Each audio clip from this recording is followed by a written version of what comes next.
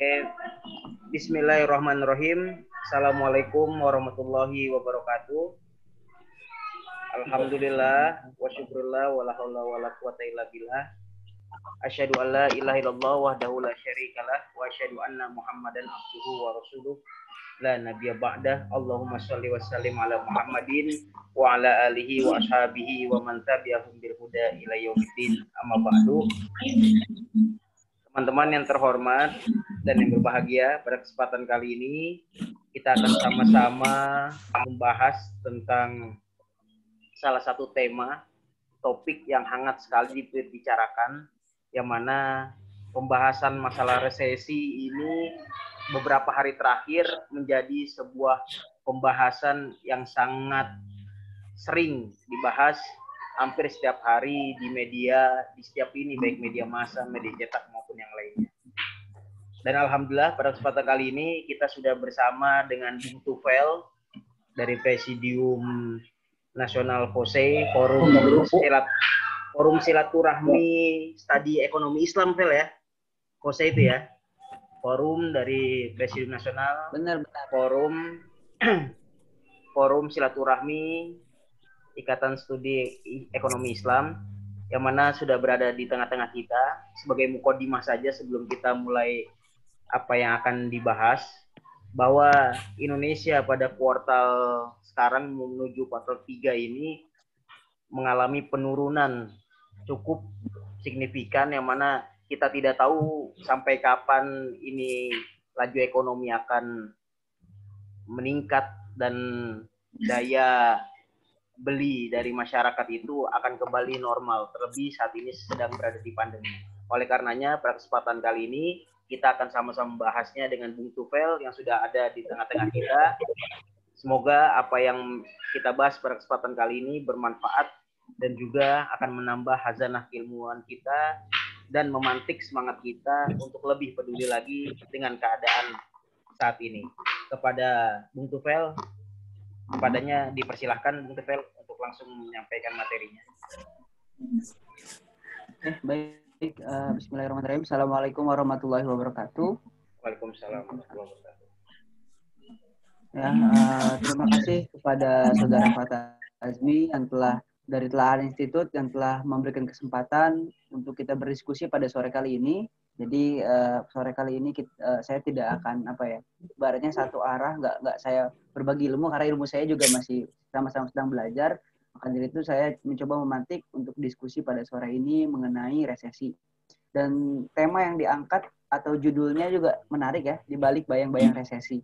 Nah, ini yang benar-benar baru terjadi dan bahkan di berita kemarin juga sudah ada berita bahwasanya di kuartal 3 sudah dipastikan Indonesia ini mengalami resesi. Nah, lebih lanjutnya seperti apa? Mungkin saya izin untuk menampilkan slide ya. Oke.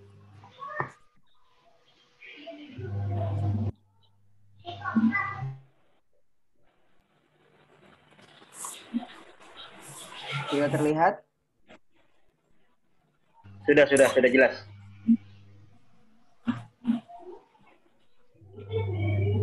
Oke, baik. Nah, ini seperti apa yang tadi yang dibawakan oleh Telahan Institut, bahwasannya bahasan pada sore kali ini kita membahas mengenai dibalik bayang-bayang resesi.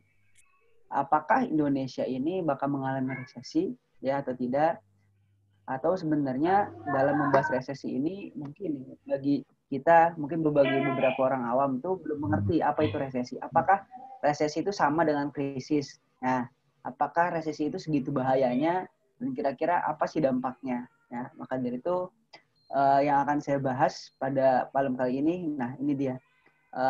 Berita hangat ya, masih tanggal 23 hari ini bahwasanya sinyal kuat resesi ekonomi Indonesia ya. Belakangan ini bahkan semenjak adanya pandemi Covid ya, Indonesia itu digadang-gadang bakal mengalami resesi karena adanya pandemi. Ternyata tidak hanya Indonesia, negara-negara lain pun digadang-gadang mengalami resesi. Nanti akan saya berikan contoh beberapa negara, bahkan negara kuat yang sudah mengalami resesi. Nah, tapi di balik banyaknya berita mengenai resesi ekonomi di Indonesia, ya, apa sih sebenarnya itu resesi tersebut? Nah, bahasan pada sore kali ini adalah pertama akan membahas apa itu resesi, kedua ciri-cirinya, ciri-ciri terjadinya resesi, lalu selanjutnya apa sih penyebab ya atau sebab-sebab resesi itu bisa terjadi, dan yang ketiga adalah dampak dari adanya resesi. Kira-kira apa sih dampak resesi terhadap suatu negara tersebut? Nah, yang ketiga saya akan membahas nih negara-negara yang mana terkena dampak resesi akibat dari pandemi COVID-19 ini. Dan keempat, bagaimana penanganannya dari segi pemerintah dan juga dari segi masyarakat. Nah, mari kan ya, pada sore kali ini. Untuk yang pertama, nah apa ini resesi? Ya, resesi itu ini saya simpulkan ya, menurut KBBI itu panjang, ada panjang. Kalau berdasarkan KBBI, ya menurut KBBI apa namanya resesi adalah kelesuan dalam kegiatan dagang, industri dan sebagainya, ya. Menurunnya juga kegiatan dagang. Jadi intinya adalah kelesuan dalam ekonomi. Ya, itu resesi. Lalu menurut dari Forbes, ya dari Forbes, resesi adalah penurunan signifikan dalam kegiatan ekonomi yang berlangsung selama berbulan-bulan atau bahkan bertahun-tahun. Jadi penurunan tingkat ekonomi itu berlangsungnya nggak cuma 1 bulan menurunnya, tapi berbulan-bulan, ya minimal 2 bulan atau bahkan bertahun-tahun. Selama berlangsung, ekonomi itu sedang struggling atau sedang berjuang, orang kehilangan banyak pekerjaan, perusahaan membuat lebih sedikit penjualan, artinya penjualan menurun, dan output ekonomi secara keseluruhan juga menurun. Atau yang bisa kita bilang dalam mengukur suatu tingkat ekonomi negara, kita bisa menggunakan pendekatan PDB, ya. Pendekatan PDB atau PDB ini menjadi salah satu dari apa namanya pengukuran kemajuan atau pendapatan suatu negara. Nah, jadi resesi itu pada kata-kata kuncinya adalah kelesuan dalam aktivitas seluruh aktivitas ekonomi. Baik itu industri, ya, baik itu misalkan ekspor import, baik itu perdagangan dan lain-lain.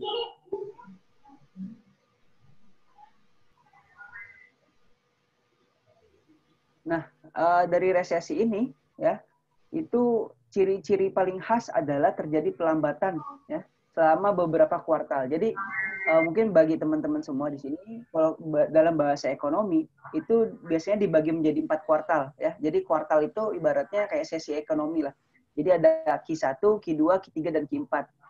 Kuartal itu adalah per 3 bulan sekali. Jadi tingkat pertumbuhan ekonomi itu diukur per 3 bulan sekali, yang disingkat menjadi kuartal atau Q1, Q2, Q3 sampai Q4.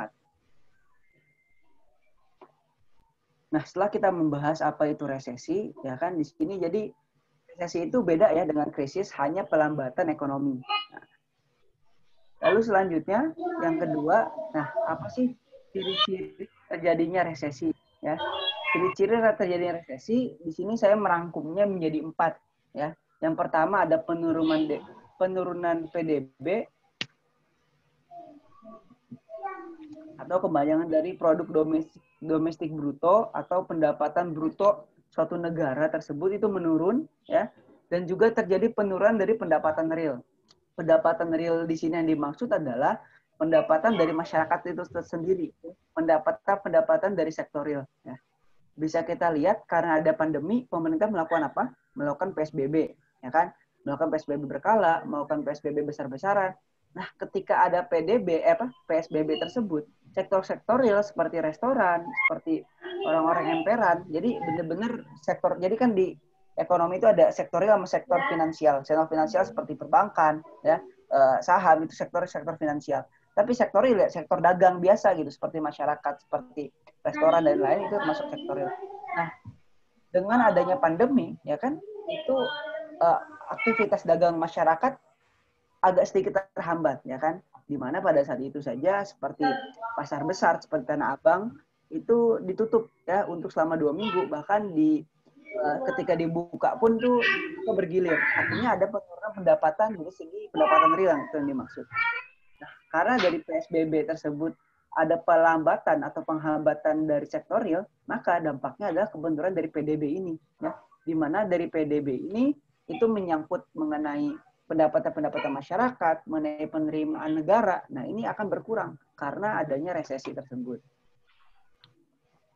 Lalu yang kedua, ada penurunan penjualan dan produksi manufaktur.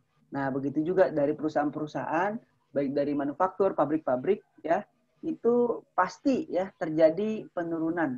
Kenapa terjadi penurunan? Karena gara-gara pandemi lagi, gara-gara COVID ini, semua orang dipaksa untuk bekerja dari rumah. Semua orang terpaksa untuk tidak melakukan banyak komunikasi secara langsung, ya. Sedangkan kalau kita bicara dengan industri kreatif, mungkin dunia karya tulis, itu sudah biasa melakukan komunikasi jarak jauh, tidak perlu bertatap muka. Tapi kalau masalah industri-industri manufaktur seperti pabrik-pabrik kan perlu menjalankan suatu mesin. Dan di mana menjalankan suatu mesin tersebut itu tidak bisa dilakukan secara online, ya. Artinya apa? Pastinya akan ada penurunan dari jumlah produksi, ya. Akan ada penurunan dari jumlah produksi manufakturnya tersebut.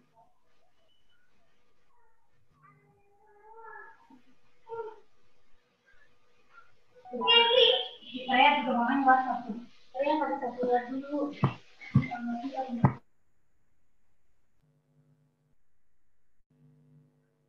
Ya, bisa dilanjut, Vel. Oke, baik. Selanjutnya, yang ketiga adalah selain ciri-cirinya itu adalah adanya kenaikan tingkat pengangguran, ya, dengan tadi dampaknya dari sektorial yang menurun, ya, terus juga produksi-produksi pabrik-pabrik juga berkurang, yang artinya para perusahaan-perusahaan besar itu akan mengurangi tenaga kerja mereka karena tidak sanggup membayar lagi, ya. Bahkan pada saat ini juga sudah ada sekitar 100.000 tenaga kerja yang dipecat, ya, pada akibat dari COVID-19 ini. Yang artinya adalah ciri-ciri dari resesi adanya kenaikan tingkat pengangguran. Yang keempat itu adalah pertumbuhan kuartal atau ekonomi yang negatif. Nah, ini tadi yang saya bahas mengenai kuartal-kuartal ekonomi. Jadi pertumbuhan suatu negara ya per kuartal itu ekonomi berkurang, ya, atau negatif dia tuh pertumbuhannya. Nah, seperti apa yang tadi disampaikan bahwasanya disebut resesi ketika kuartalnya ini dalam 2 kali kuartal itu sudah mengalami negatif. Itu disebut dengan resesi. Nah, kira-kira nih dari keempat ciri-ciri di atas, ya, apakah Indonesia sudah terdampak atau belum? Kalau bisa kita lihat dari ciri-cirinya. Kalau kita lihat dari ciri-ciri sesama, baik ciri-ciri nomor 1, nomor 2, 3, dan 4, ini Indonesia sebenarnya sudah terdampak, ya, kan? Baik di Jakarta, di Surabaya, ya, termasuk salah satu 2 kota yang banyak mengalami tingkat COVID-nya tinggi, di sana sangat terjadi penurunan pendapatan real, terjadi penurunan produksi, bahkan hingga pemecatan massal seperti itu. Nah, setelah kita membahas ciri-ciri, nah baru kita akan membahas mengenai sebab terjadinya resesi. Yang pertama adalah kenapa sih resesi itu bisa terjadi? Nah, sebenarnya ada banyak sebab banget resesi itu bisa terjadi. Nggak hanya gara-gara COVID-19 ini, ya, nggak hanya gara-gara COVID-19 resesi itu bisa terjadi. Nah, yang pertama itu adalah mengenai guncangan ekonomi. Guncangan ekonomi ini contohnya paling real adalah COVID-19 ini. Jadi COVID-19 merupakan salah satu contoh dari guncangan ekonomi. Nah, guncangan ekonomi artinya ada sesuatu guncangan ekonomi secara global, ya, terjadi gara-gara global. Nah, karena adanya COVID-19 ya diumumkan sebagai pandemi global, maka ada terjadi guncangan ekonomi secara global dan ini bisa terjadi merupakan salah satu penyebab terjadinya resesi. Lalu selanjutnya ada konsumen kehilangan kepercayaan, ya, dari resesi. Ketika terjadi resesi, ya, itu jumlah semua orang itu seperti pasar saham, ya, bursa ketika awal resesi itu menurun. Nah, jadi para investor-investor itu, ya, para investor-investor, ya, konsumen yang dimaksud ini seperti investor itu kehilangan kepercayaan untuk menanamkan modalnya, ya, untuk menanamkan investasinya di suatu negara tersebut karena akibat adanya guncangan ekonomi ini, ya. Itu ketika konsumen kehilangan kepercayaan, ya, artinya daya beli atau daya investasi juga itu ikut menurun. Nah, ketika daya beli dan daya investasi menurun, nah maka PDB di suatu negara juga itu akan menurun. Ya, ketika daya beli dan daya investasi di suatu negara menurun, maka efeknya nanti akan ada di penurunan PDB. Nah, selanjutnya juga yang ketiga adalah suku bunga yang tinggi. Nah, mengenai suku bunga yang tinggi ini, ya, kenapa dari merupakan salah satu juga penyebab terjadinya resesi. Karena dengan suku bunga yang tinggi, para perusahaan-perusahaan, masyarakat biasa itu akan cenderung kesulitan dalam bergerak secara ekonomi. Ketika dia ingin membeli rumah, itu kesulitan karena bunganya yang tinggi. Ketika ingin mendapatkan modal dari bank ya untuk usahanya, itu susah karena suku bunganya yang tinggi. Nah, jadi karena suku bunga tinggi membuat harga-harga itu ya naik ya, harga mobil, harga rumah ya. Jadi masyarakat maupun perusahaan itu mengurangi pengeluarannya ya. Sehingga yang nanti efeknya adalah ke pelambatan ekonomi. Yang selanjutnya itu adalah deflasi ya. Deflasi ini merupakan kebalikan dari inflasi. Yang artinya harga produk dan aset itu turun karena penurunan permintaan yang besar. Jadi ketika permintaan itu turun, harga juga ikut turun ya. Jadi ibaratnya kayak kita nih ya, misalkan si Fulan itu jualan di pasar. Nah, karena daya beli, maksudnya daya minat rendah ya, maka otomatis yang tadi dia jual harga 100.000, ketika nggak ada yang mau beli, dia pasti akan menurunkan harga dong. Nah, ketika terjadi penurunan harga ini biasanya juga dimanfaatkan ya oleh masyarakat. Jadi menunggu harga itu akan terus supaya jadi dimanfaatkan oleh masyarakat untuk menunda pembeliannya ya. Menunggu harganya lebih murah lagi. Nah, kalau ini bisa terus terjadi, ya itu bisa menyebabkan pelambatan ekonomi juga, ya seperti itu. Itu salah satu contoh yang ketiga, contoh yang keempat ya, sebab yang keempat dari adanya terjadi resesi. Nah, lalu penyebab yang kelima adalah gelembung aset. Apa sih yang dimaksud dengan gelembung aset? Gelembung aset itu ketika harga-harga barang seperti saham, teknologi, harga-harga perumahan, ya, real estate itu naik dengan cepat ya. Jadi ada suatu kenaikan harga-harga saham, harga-harga rumah itu naik dengan cepat ya. Nah, ketika harga itu dengan naik, masyarakat itu cenderung akan untuk membelinya kan. Jadi masyarakat percaya untuk membeli aset tersebut. Namun ketika sudah sampai puncak, jadi kan ada masanya ya, ada masanya harga itu di puncak, itu akan turun tuh. Nah, ketika turun itu semua orang akan kehilangan lagi kepercayaan terhadap aset tersebut ya, yang dimana ini sering terjadi seperti krisis tahun 98, krisis 2008 ya, itu krisis karena adanya gelembung aset yang pecah ya, adanya survei Mogret pada saat itu. Nah, lalu yang selanjutnya ada penyebab terjadinya resesi yang terakhir adalah utang berlebih. Ketika di suatu negara utangnya berlebih ya, maka ini akan menyebabkan resesi. Wajar karena kalau ketika utang berlebih, baik dari pengusahanya maupun masyarakatnya atau negaranya pun utang berlebih, ketika dia tidak bisa bayar, nah itu udah merupakan bisa menimbulkan adanya resesi. Nah, jadi ini ada sekitar 1, 2, 3, 4, 5, 6 sebab kenapa resesi itu bisa terjadi. Ya. Dan yang paling berpengaruh adalah dari guncangan ekonomi, ya, seperti ada pandemi ini. Nah, lalu selanjutnya apa sih dampak dari terjadinya resesi? Nah, ini menarik nih kita bahas. Dampak-dampak resesi itu seperti apa? Ya, apakah resesi itu menakutkan? Ya, apakah resesi itu berbahaya? Apakah resesi itu bakal terjadi seperti krisis tahun 98 ya, pada chaos, pada kesulitan? Nah, harus kita bahas pertama dulu adalah dampak resesi, yaitu ini nih, dampak resesinya adalah yang pertama adalah tingkat pengangguran tinggi. Nah, tadi kan sudah saya bahas ya mengenai resesi. Ketika resesi, penurunan penjualan perusahaan, ya kan? Jadi profit perusahaan juga itu menurun, daya beli masyarakat menurun, PDB menurun, maka akan meningkatkan pengangguran. Ya. Lalu yang kedua itu ada kebiasaan ya belanja itu berubah. Maksudnya dari kebiasaan belanja berubah adalah yang tadinya misalkan orang biasa bisa belanja banyak, ya kan? Sebenarnya kita konsumsi itu nggak selamanya buruk. Ketika kita konsumsi itu kan kita menghidupkan atau menggerakkan perekonomian ya. Ketika terjadi resesi, kebiasaan belanja orang itu berubah. Berubah seperti apa? Berubahnya ya menjadi lebih lambat. Orang seperti lebih berhemat ya ketika dalam berbelanja. Jadi kebiasaan belanjanya itu berubah.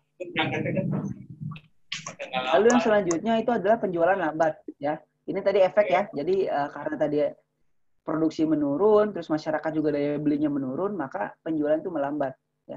Nah, ini contoh realnya. Mungkin teman-teman semua sering ngelihat sekarang di gang-gang itu pizza Soralia dan lain-lain itu mulai turun ke jalan ya kan. Nah, itu salah satu contoh bukti bahwasanya penjualan suatu perusahaan besar ya, bahkan seperti Pizza Hut itu sampai turun ke jalan, itu bukti ya. Jadi mereka itu terdampak dari adanya resesi. Bukti adanya penjualan melambat. Lalu yang ketiga, yang keempat adalah investasi anjlok. Nah, ini sudah tercermin dari indeks harga saham gabungan ISG Indonesia. Pada tahun lalu itu sampai puncaknya di angka 6.000 ya, indeks saham gabungannya. Poinnya lah anggap aja nilainya itu udah 6.000 gitu, udah sampai nilai tinggi.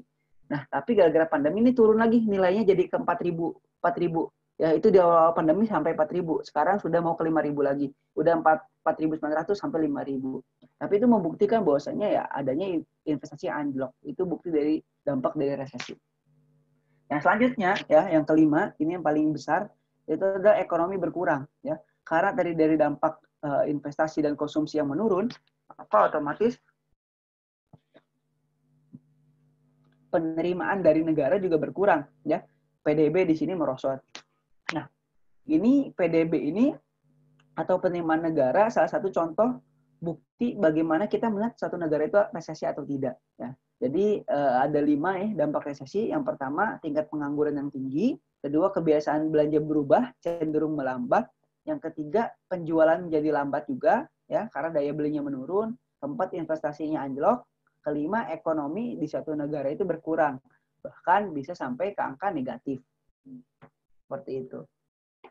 Nah, setelah kita membahas dampak, nah, saya akan memberi contoh negara-negara yang sudah terkena resesi atau bahkan yang PDB-nya minus gara-gara COVID-19 ini. Amerika dari kuartal 1 dari kuartal 1 2020, artinya dari Januari sampai Maret mereka minus 5%. Nah, di kuartal 2 ya, di kuartal 2 juga itu minus sampai 32%. Ini kenapa bisa terjadi peningkatan? Amerika itu kan karena salah satu negara dengan jumlah orang yang terkena COVID terbanyak. Nah, yang kedua juga Jerman. Jerman juga minus ternyata. Ya, Jerman minus itu 2% pada kuartal 1 dan pada kuartal 2 atau pada sesi 2, 3 bulan selanjutnya itu minus 10,1%. Italia juga terdampak. Ya, itu terdampak 5,5%. Terus yang selanjutnya terdampak 17,3%. Nah, yang unik saya bahas di sini yang paling terdampak, dampaknya paling besar resesi itu Singapura. Ya, Singapura itu 41,2%, Hong Kong 9%, Filipina 16,5%. Nah, yang menarik dibahas, kenapa Singapura sih bisa terdampak segitu besarnya 41%? Karena harus kita ingat, Singapura itu kan negara kecil ya, dan mereka negara jasa. Mereka mengandalkan jasa-jasa dari turis-turis, mengandalkan jasa-jasa dari pelabuhan-pelabuhannya. Jadi biasanya kalau mau transit barang ketika ekspor itu pasti melewati Singapura. Nah, karena Singapura mengandalkan turismenya, mengandalkan jasanya, ketika ada pandemi ini kan antar negara ini saling mengurung diri, ibaratnya tidak boleh keluar banyak-banyak. Nah, itu maka berdampak sekali kepada perekonomian Singapura. Nah, beruntunglah Indonesia, ya Indonesia ini minusnya tidak lebih dari 5%, bahkan masih ya maksudnya masih di bawah dari 10% minusnya. Karena kenapa? Indonesia termasuk negara yang agraria. Artinya di Indonesia masih banyak sektor-sektor yang mendukung seperti pertanian, peternakan. Nah, sektor-sektor itu tidak terdampak akan adanya COVID ya. Maksudnya tidak terlalu terdampak ada COVID, bahkan tetap dibutuhkan oleh masyarakat.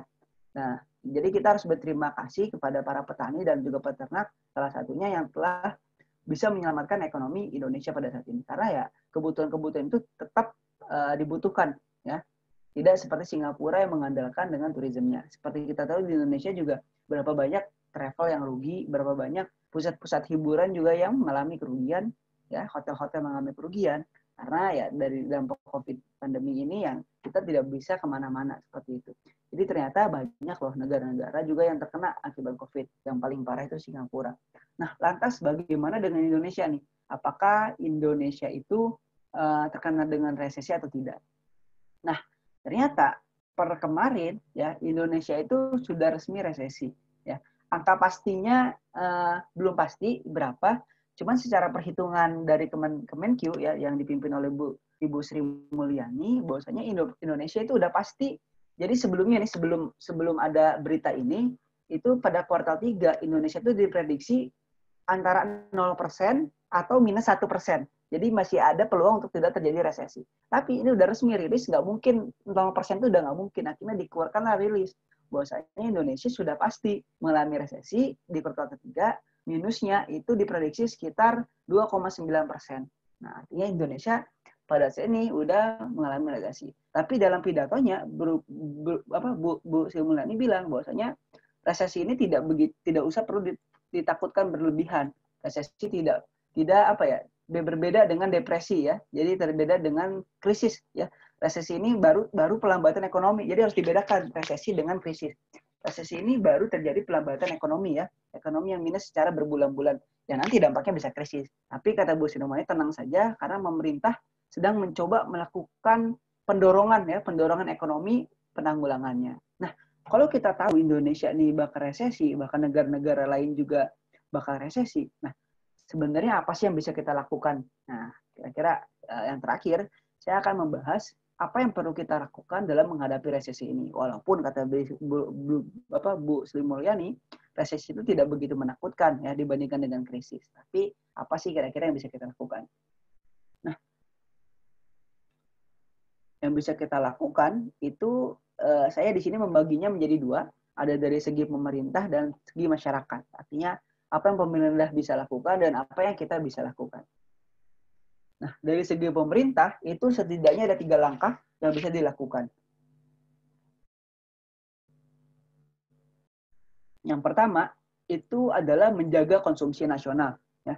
Karena adanya resesi, kan ingat ya di materi awal, karena adanya resesi itu terjadi penurunan daya beli, terjadi pelambatan ekonomi, ya kan, terjadi penurunan profit dari perusahaan-perusahaan. Nah, bagaimana caranya resesi ini pemerintah itu bisa struggle, suatu negara bisa struggle, itu harus menjaga konsumsi nasional. Kalau mungkin teman-teman di SMA pernah belajar ekonomi ya, ada bahasanya itu government spending. Nah itu, jadi yang harus didorong adalah segi government spending-nya atau belanja negaranya. Ya, konsumsi nasional harus dijaga gitu. Bagaimana caranya masyarakat ini tetap berkonsumsi?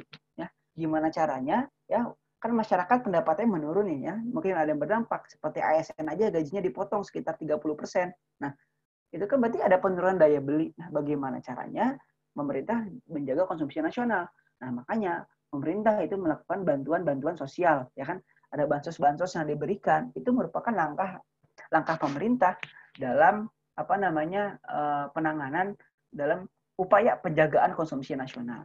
Lalu selanjutnya juga bisa ya dengan cara apa? Dengan cara zakat dan sedekah. Nah, dengan adanya pandemi ini di awal-awal itu banyak galang-galang dana ya. Penggalangan dana baik dari influencer, dari artis-artis, dari tokoh-tokoh ya. Itu banyak yang menggalang dana untuk membantu sesama ya.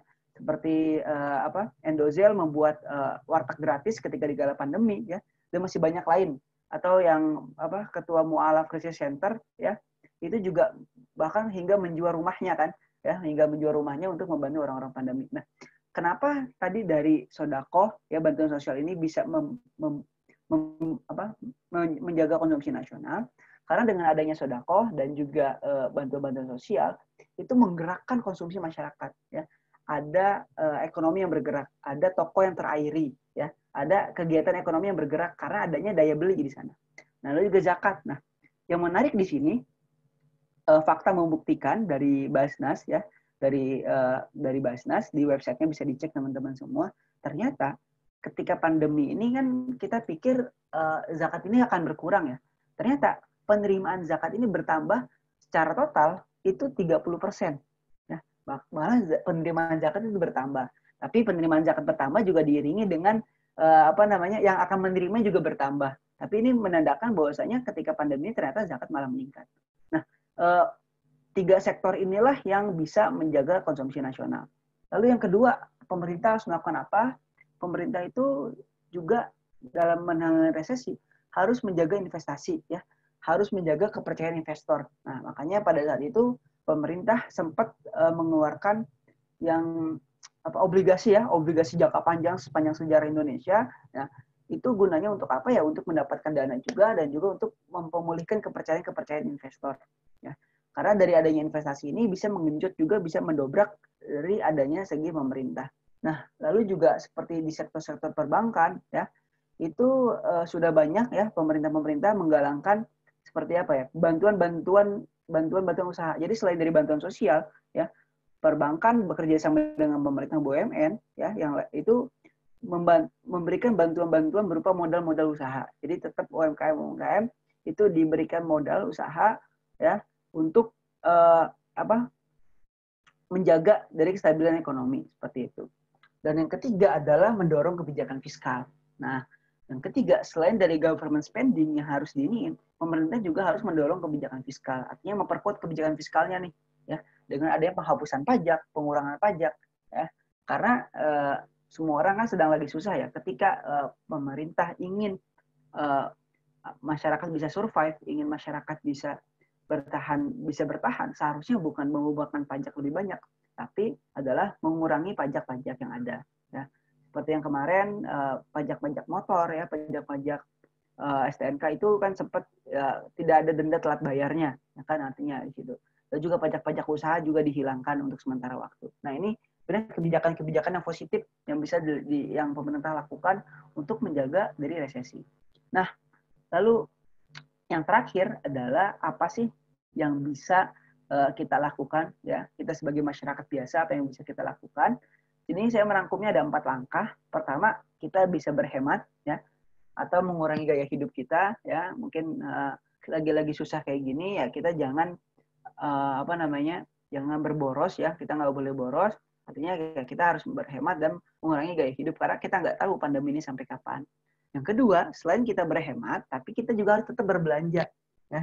Jadi jangan sampai kita nggak belanja sama sekali ya, benar-benar irit sekali ya, nggak berbelanja sama sekali. Karena kalau kita benar-benar tidak berbelanja, nanti tidak ada ekonomi yang bergerak di sana, tidak ada daya beli. Karena kan tadi rumusnya kan ketika ingin menangani resesi itu harus mendorong daya beli. Nah makanya dengan berhemat bukan berarti kita tidak belanja, tapi kita tetap belanja, tapi prioritaskan sesuai dengan kebutuhan ya.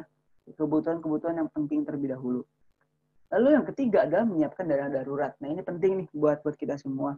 Apakah kira-kira di teman-teman di sini ya saudara-saudari di sini sudah memiliki dana darurat? Nah apa sih itu dana darurat? Dana darurat itu adalah dana yang kita simpan ya, yang kita simpan entah itu di ATM ya, entah itu di rumah ya, entah itu bentuknya tabungan, entah itu bentuknya emas. Intinya ya sesuatu yang aman ya, yang lebih aman, tidak ada unsur kerugian. Itu kita simpan ya, yang kita akan gunakan ketika terjadi suatu masa darurat seperti ada pandemi ini. Nah, kalau dalam rumus pengelola perencana keuangan ya, dalam rumus keuangan yang pernah saya pelajari, dana darurat ini ada banyak referensinya. Itu yang harus kita siapkan dari dana darurat adalah 3 sampai 6 bulan dari jumlah pengeluaran kita ya. Contoh buat yang single ya, yang masih bujang-bujang mungkin pengeluarannya 1 juta selama 1 bulan. Nah, maka dana yang harus disiapkan adalah 3 sampai 6 juta. Oke, yang udah berumah tangga kan seperti Kak Fatah di sini, mungkin pengeluaran setiap bulannya anggaplah 4 juta. Maka yang harus disiapkan itu dana daruratnya adalah 12 juta ya, minimal itu 3 bulan dari pengeluaran. Nah, terus bagaimana untuk menyiapkan dana darurat? Kok misalnya gede banget 12 juta, sekarang kan lagi pandemi. Nah sebenarnya dengan adanya pandemi ini menyadarkan kita bahwasanya pentingnya dana darurat. Masih banyak orang-orang yang saya lihat ya di beberapa dengar di YouTube dan podcast lain, itu pengusaha-pengusaha itu yang sekarang ada yang struggle, ada yang enggak. Yang struggle itu mereka yang sudah punya dana daruratnya. Nah ini kan bagaimana cara menyiapkan dana darurat ya misalkan. Nah dana darurat itu kan tadi misalkan 12 juta itu kan angka yang tinggi ya. Nah untuk kedepannya kita bisa coba mencicilnya. Artinya ketika dana darurat kita sama 12 juta, nah kita bisa coba mencicilnya. Misalkan sebulan dari gaji kita menyisihkan 500.000. Ya, jadi tidak usah juga dana darurat itu harus langsung 12 juta enggak. Tapi bisa juga kita cicil. Atau sebelum teman-teman saudara-saudara di sini kedepannya ya, sebelum melakukan investasi atau punya uang nih, misalkan punya uang panas, punya uang dingin 100 juta ya. Sebelum melakukan investasi, tolong di-save dulu untuk dana daruratnya ya, karena ini dana penting ya ketika ada kecelakaan atau apapun. Nah, ini kita bisa menggunakan ini. Yang keempat itu adalah mencari sampingan atau mencari skill lain. Yang keempat juga itu yang bisa kita lakukan adalah mengembangkan diri, ya, mencari side hustle, ya, juga atau menambah skill-skill lain. Karena pada saat sekarang ini semuanya sudah berubah, ya, semuanya sudah beralih menjadi lebih ke digital, menjadi lebih ke digital. Kalau kita tidak bisa berubah, maka kita akan sulit, ya. Seperti halnya Nokia dan BlackBerry, ya, yang tidak bisa mengikuti perkembangan zaman. Dulu namanya sangat besar, tapi sekarang kalah dengan Samsung dan juga iPhone. Nah, jadi ini yang bisa kita lakukan dalam resesi. Tidak usah takut akan takut yang berlebihan, karena percuma kita mau ditakutkan juga itu sesuatu yang di luar kontrol kita gitu. Kita fokus terhadap ini saja nih, ya. Kita fokus terhadap 4 ini saja. Oke, baik, mungkin saya cukupkan, ya, untuk presentasinya pada kali ini. Yang dilanjutkan selanjutnya sesi diskusi. Baik, terima kasih. Saya kembalikan kepada moderator. Ya, terima kasih untuk Bung Tufel yang telah menyampaikan materinya.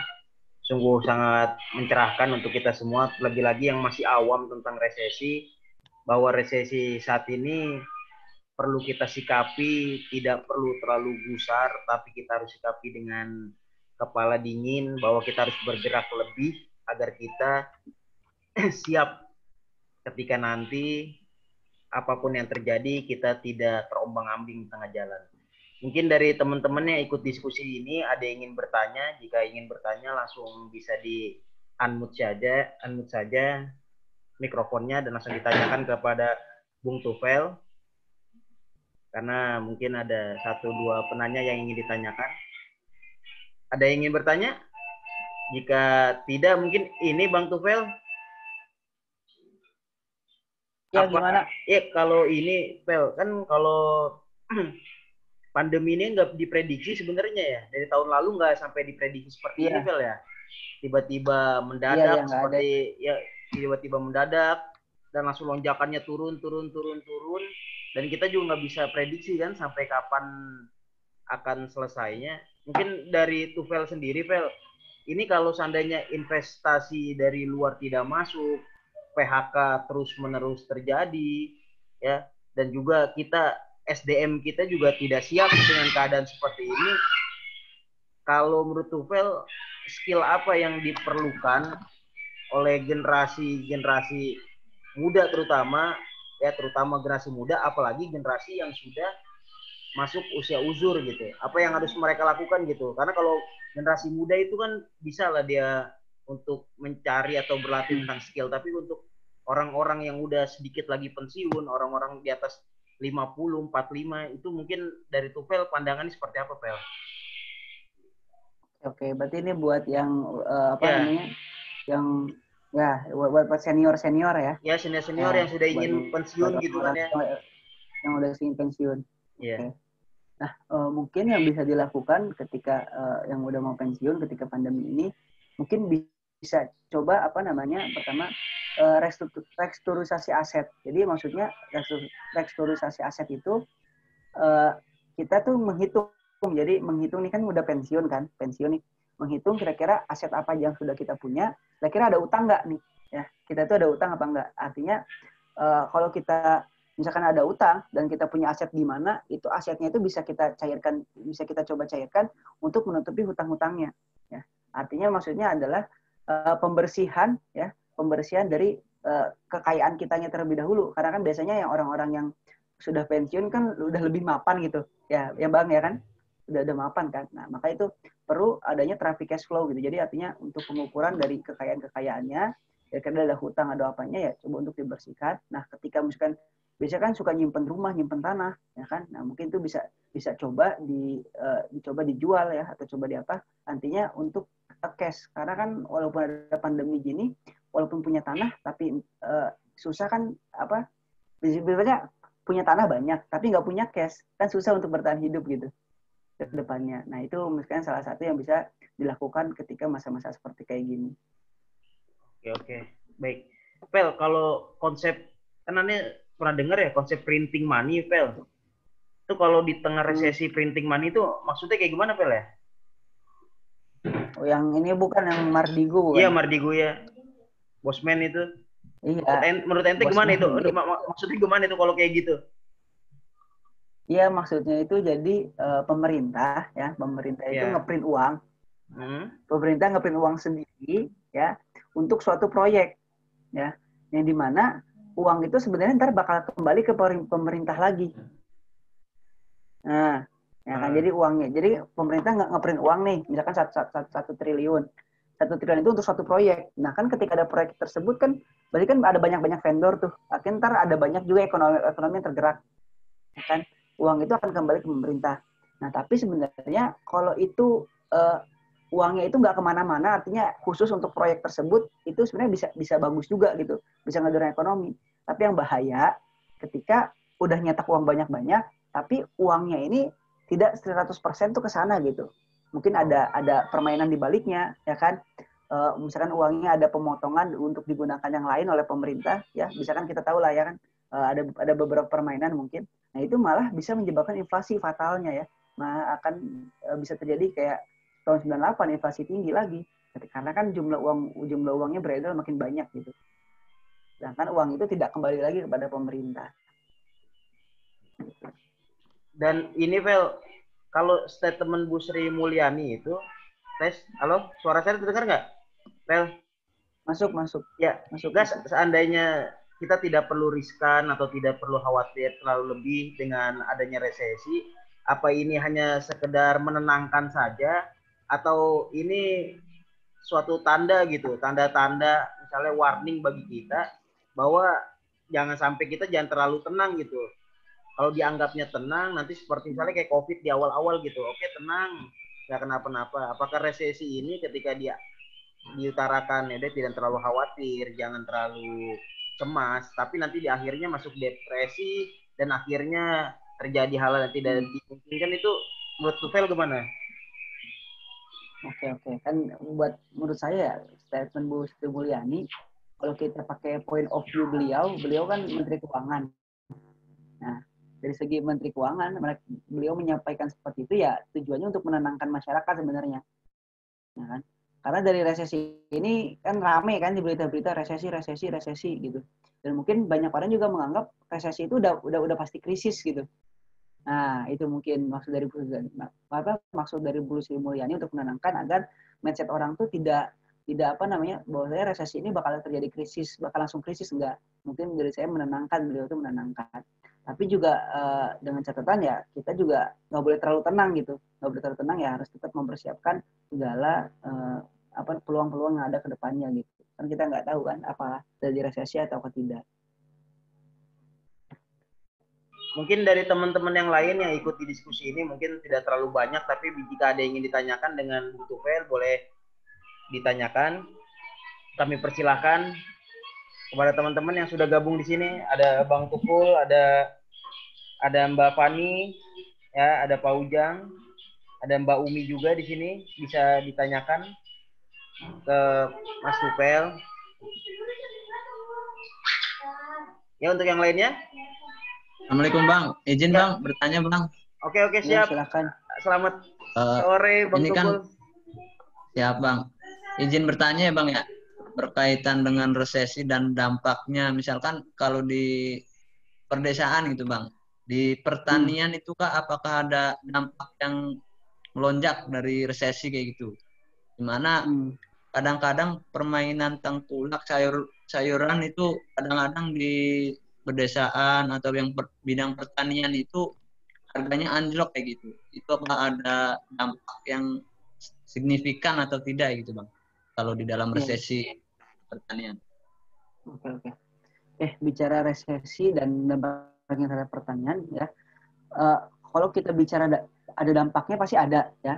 Tapi di perdesaan itu bicara dampak pasti ada. Cuman kalau kita bicara skala, dampaknya nggak sebesar di kota ya. Artinya gini, ketika terjadi resesi itu saham kan langsung anjlok tuh ya. Sedangkan kalau pertanian ya, atau pertanian itu biasanya dia bertahap ya. harga paling ya terdampaknya jadi tidak sebesar terdampak seperti ada yang di kota-kota. Kalau di kota-kota kan itu toko-toko langsung tutup, pabrik-pabrik terhambat. Sedangkan kalau pertanian di desa ya pertanian tetap ada. Dampaknya kemana? Lebih ke harganya ya. Harganya bisa jadi anjlok ya, atau bahkan sebenarnya harganya bisa jadi naik ya ketika pandemi ini. Karena ya orang jadi makin butuh terhadap hasil-hasil taninya gitu, hasil-hasil pertaniannya. Nah, paling ya barrier-nya atau hambatannya adalah tadi di permainan harga tersebut ya. Seharusnya pemerintah bisa memastikan ya, ketika pandemi gini kan orang lagi susah-susah buat makan, susah-susah untuk sembakonya, susah kan ibaratnya kebutuhan hidupnya.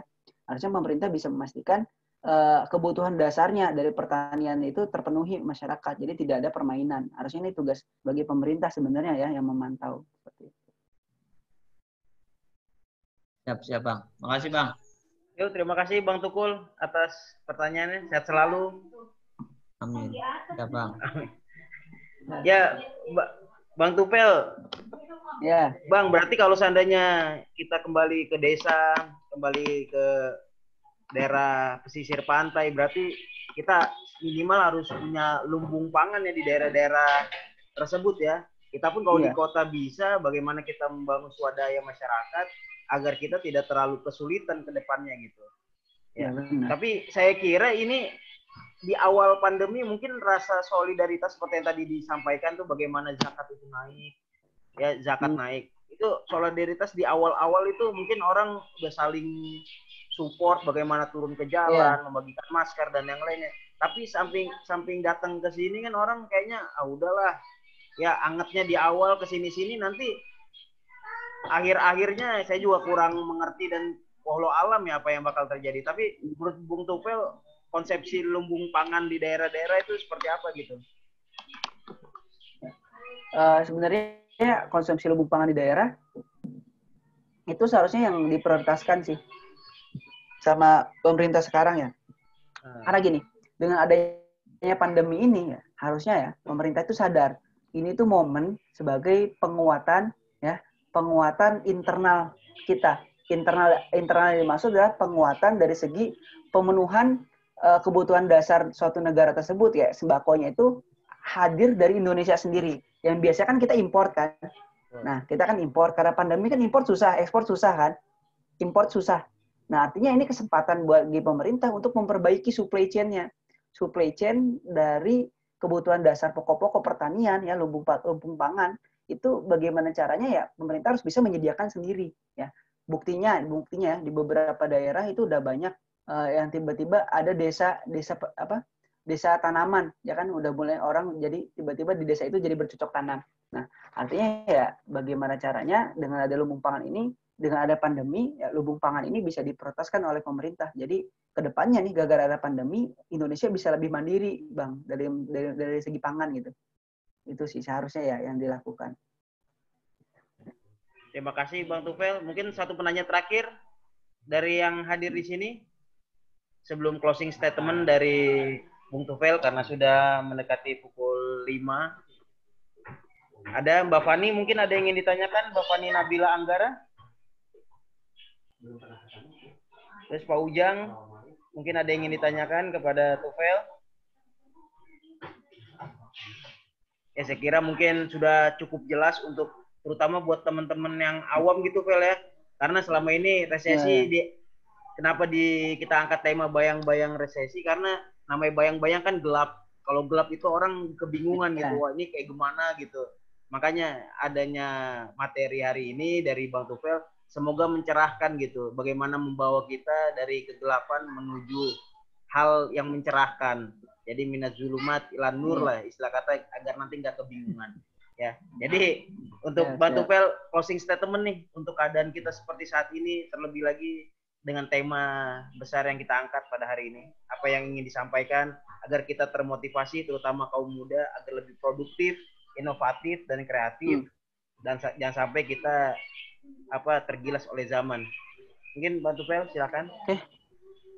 Siap, baik saya rasa terima kasih kepada Bang Fatah yang telah dari Telah Institute yang telah memberikan kesempatan ya. Mungkin closing statement dari saya, dengan adanya isu resesi ini kita pertama jangan terlalu khawatir ya. Dan juga jangan terlalu santai. Artinya kita nggak boleh terlalu insecure, nggak usah boleh terlalu overthinking mengenai resesi ini, tapi juga kita tidak boleh terlalu santai dengan cara apa? Kita mempersiapkan ya apapun yang terjadi ya. Kita mempersiapkan karena gini, dalam suatu buku ya, dalam suatu buku Who Moved My Cheese itu dikatakan bahwasanya orang yang paling bisa sukses itu orang yang paling bisa beradaptasi ya. Karena dengan adanya pandemi ini udah mulai berubah nih, dunia udah makin berubah lagi, era global makin tinggi ya, maka bagaimana caranya ya kita harus benar-benar belajar beradaptasi ya. Kita harus sama-sama belajar, ini juga terutama untuk saya pribadi, sama-sama belajar untuk beradaptasi, mengasah skill-skill yang lain kira-kira ya. Intinya idealnya ketika ada pandemi ini itu selama 6 bulan kita di rumah, itu ada skill baru kita tambah ya. Dengan ada pandemi ini itu momen yang pas buat kita apa ya ibaratnya dekat dengan keluarga, momen untuk mental health kita dinaikkan lagi gitu ya. Jadi mental kita dinaikkan untuk dengan diri sendiri atau untuk menambah skill baru, karena kan banyak juga sekarang online semua instansi pendidikan yang sebelumnya hanya ada offline bisa dibuat menjadi online sekarang. Nah jadi itu aja, tetap beradaptasi ya, tetap berinovasi. Baik, mungkin saya kira cukup sekian. Assalamualaikum warahmatullahi wabarakatuh. Waalaikumsalam warahmatullahi wabarakatuh. Terima kasih banyak untuk Bung Tufel yang telah menyampaikan materi tentang di bawah bayang-bayang resesi, dan untuk teman-teman semua yang telah bergabung pada kesempatan kali ini. Semoga apa yang disampaikan Bung Tufel menjadi amal jariah beliau ya, yang terus mengalir bagi kita dan bermanfaat untuk kita semua. Dan untuk teman-teman semua, semoga apa yang telah disampaikan melecut semangat kita dan kita termotivasi kembali agar kita menjadi manusia yang lebih siap lagi dari hari sebelumnya untuk menggapai hari esok yang lebih baik lagi. Ya, untuk semuanya sampai bertemu lagi, sampai nanti. Dan untuk Bang Tufel, sekali lagi kami ucapkan terima kasih banyak. Mohon maaf apabila banyak kekurangan yang telah kami lakukan ya. Sampai ketemu lagi, nanti kita bisa diskusi bareng lagi. Dan untuk teman-teman yang lain yang telah bergabung, kurang lebihnya mohon maaf. Billahi fissabil haq. Wassalamualaikum warahmatullahi wabarakatuh. Waalaikumsalam warahmatullahi wabarakatuh. Ya, terima kasih Bang Tufel. Ya, Pak Ujang, terima kasih udah mau gabung, Pak Ujang. Yo, sama-sama semua. Semangat terus, semua semangat muda. Anak-anak muda semangat. Iya, Pak. Terima kasih banyak, ya. Pak, supportnya. Yo. Ya, assalamualaikum. Lihat ya. Ya, lihat ya. Yo, assalamualaikum. Assalamualaikum. Assalamualaikum warahmatullahi wabarakatuh.